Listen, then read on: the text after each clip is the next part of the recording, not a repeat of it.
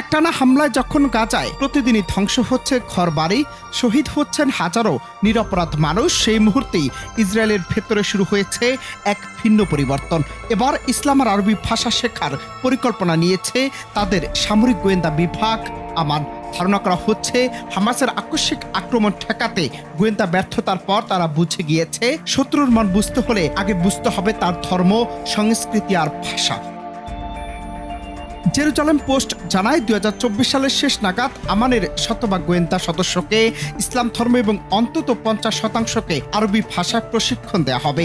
শুধু ভাষা শেখানো নয়, ইসলামের মৌলিক নীতিমালা, ইবাদত, উৎসব, মাযহাব সবকিছুতেই থাকবে দারুণ গভীরতা। নতুন এক প্রশিক্ষণ বিভাগও খোলা হচ্ছে, যেখানে সেনাদেরকে শেখানো হবে মুসলিম সমাজের রীতিনীতি ও সংস্কারের গভীর ব্যাখ্যা।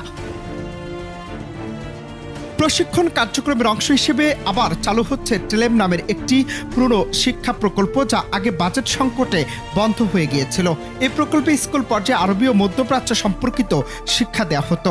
এবার এই প্ল্যাটফর্ম ব্যবহার করে গোয়েন্দা, সেনা ও ছাত্রদের আরবি ও ইসলাম বিষয়ে প্রশিক্ষণ দেওয়া হবে। তাদের দাবি, এবার তারা ভবিষ্যতের হুমকি আরও ভালোভাবে বুঝতে পারবে।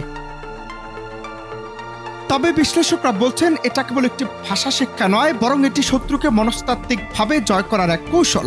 ইসলাম সম্পর্কে গভীর জ্ঞান থাকলে ফিলিস্তিন, হিজবুল্লাহ কিংবা হুতি গোষ্ঠীর কর্মকৌশল সহজে বোঝা সম্ভব। এটাই ইসরায়েলের ধারণা। হয়তো ইয়েমেনি ও ইরাকি উপভাষাও প্রশিক্ষণ চলছে, যাতে মাটিতে না নেমেও মনস্তাত্ত্বিকভাবে যুদ্ধে জেতা যায়। এই উদ্যোগ আশ্চর্যজনক হলেও প্রশ্ন রয়ে যায়, এটা কি আত্মরক্ষার জন্য নাকি নতুন এক মাত্রার দখল পরিকল্পনার সূচনা?